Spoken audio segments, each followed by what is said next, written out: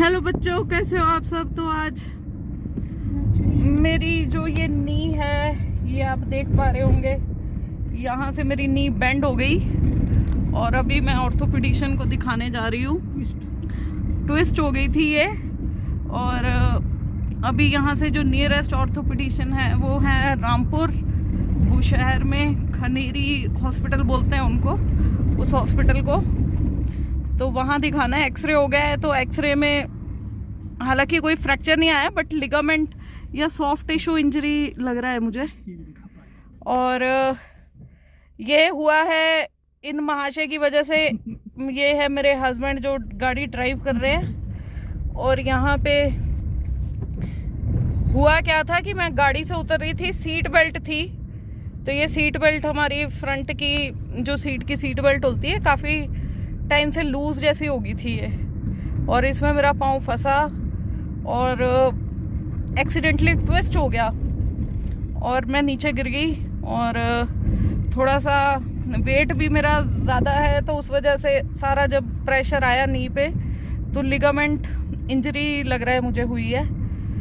तो बाकी ऐसा है कि अभी जाएंगे हॉस्पिटल, वहाँ पे देखते हैं। उन्होंने कहा है मुझे प्लास्टर लगेगा इसमें, बट एक नी ब्रेसेस भी होते हैं। तो मैं सॉल्यूशन वही सोच रही हूँ कि नी ब्रेसेस से ठीक हो जाए, क्योंकि अगर प्लास्टर लग जाता है अभी सर्दियों में तो काफ़ी दिक्कत हो जाएगी मुझे।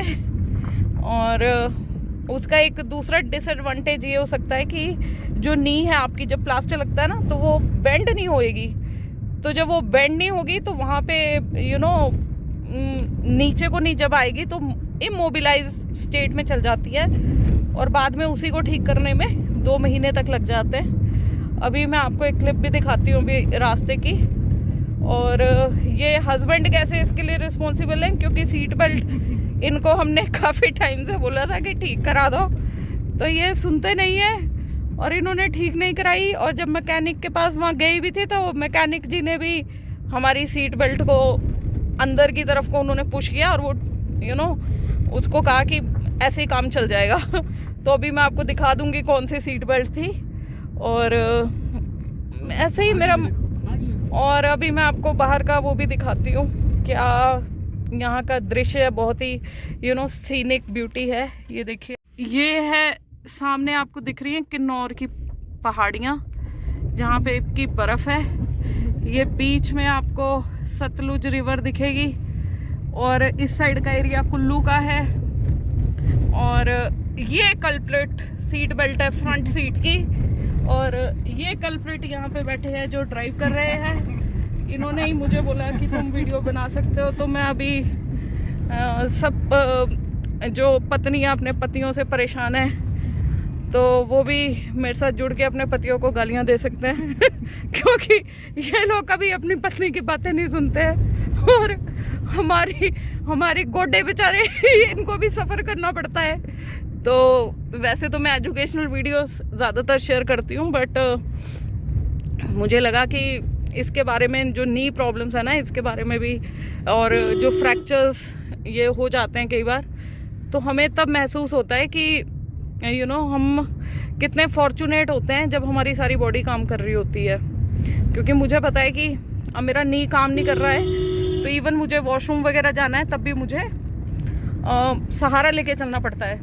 तो हस्बैंड को बुलाना पड़ता है कि हाँ भैया मुझे आप लेके चलिए, यहाँ तक वॉशरूम तक लेके चलिए। तो दीज आर स्मॉल ब्लेसिंग्स कि हम लोग बड़े फॉर्चुनेट होते हैं कि भगवान ने हमें बहुत एक ब्लेस्ड लाइफ दी है। तो ऐसे इंसिडेंसेस हमें सिखाते रहते हैं कि to be grateful for what you are having, right.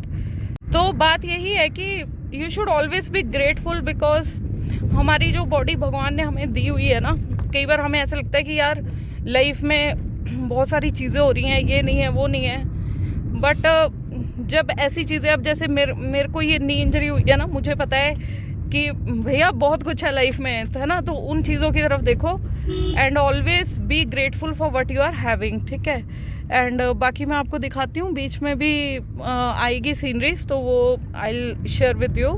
And जहाँ पे जिस हॉस्पिटल में हमने जाना है तो वहाँ पे ऑर्थोपेडिशियन से मिलके भी वो क्या बोलते हैं वो मैं आपको बताऊँगी। और हाँ, नी इंजरी में एक और बात कहना चाहूँगी मैं कि जैसे ही जब आप गिरते हैं ना, फर्स्ट जो आपका, जैसे ही मैं गिरी हूँ, मेरे को अनबियरेबल ट्विस्टिंग जब हुई, मेरी अनबियरेबल पेन रहा, बट उसके बाद क्या, आप जो फर्स्ट एड होती है ना, दैट इज़ वेरी इंपॉर्टेंट। तो कोल्ड कंप्रेसेस बोला जाता है, तो मुझे पता था ये कोल्ड कंप्रेसेस का, तो मैं कोल्ड कंप्रेसेस कर रही थी।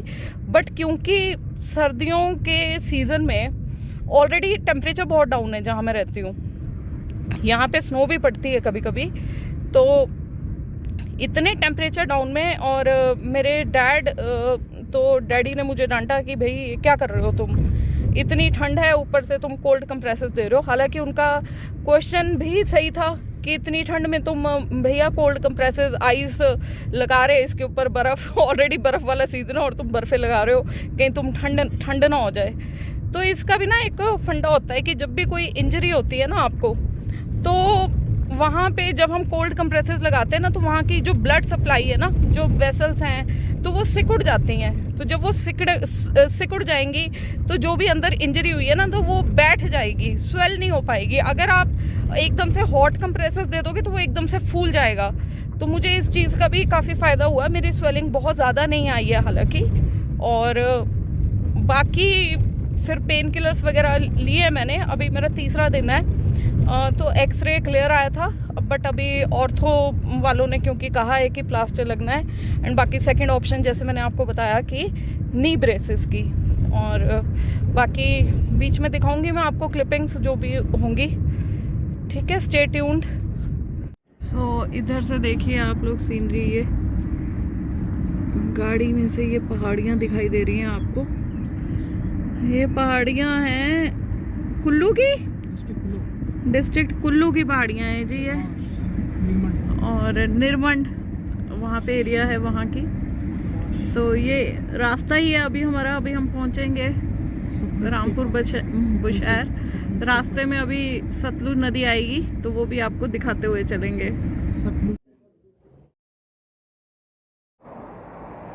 तो ये है रास्ते में माता रानी का मंदिर, और यहाँ पे हनुमान जी के दर्शन करते हुए हम गए हॉस्पिटल, ताकि सब कुछ अच्छा हो।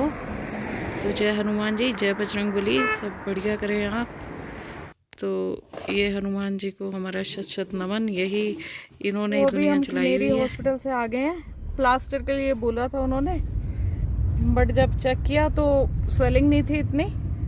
तो ये प्लास्टर का जो ऑल्टरनेट क्या है ये मैं आपको बताती हूँ। This is knee brace full leg, ये देखना अभी आपने, this is known as knee brace. ये बिल्कुल इमोबिलाइज हो गई है मेरी टांग, और यहाँ पे एक लिगामेंट होता है, MCL बोलते हैं उसको, जो कि मेरे को वहाँ पे पेन आ रही है।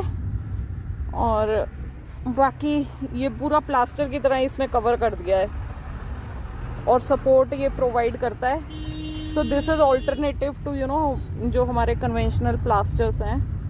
और प्लस इसका देखिए एक और बेनिफिट है, किसी और को भी अगर बाई चांस परिवार में कोई इंजरी होती है तो तब भी काम आएगा, या फिर कभी ओल्ड एज में भी इंजरीज वगैरह हो जाती हैं, तो उसमें भी ये अच्छी क्वालिटी का है। तो ये, और साथ में ये एक स्टिक ली है हमने एल्बो क्रचेस वाली सपोर्ट, और ये हमारा जो बेसिक, हमारी भाषा में इसको डांगू बोलते हैं, कई लोग टांगू भी बोलते हैं। तो ये है, तो अभी मेरे को काफ़ी सपोर्ट इससे मिल रहा है। So life is all about that. आपको उन चीज़ों का जो हमारे पास होती हैं, हम ग्रेटफुलनेस शो नहीं करते हैं, तो आपको हमेशा ग्रेटफुल रहना चाहिए इन चीज़ों के लिए जो कि भगवान ने हमें फ्री में दे रखी हैं। ये है रामपुर हॉस्पिटल की तस्वीरें। तो इस तरह बढ़िया रहा हमारा सफ़र। बाकी भगवान सबका भला करे। हर हर महादेव, जय श्री राम। और मैं भी जल्दी से ठीक हो जाऊं, और आप सभी भी खुश रहें, खुशहाल रहें।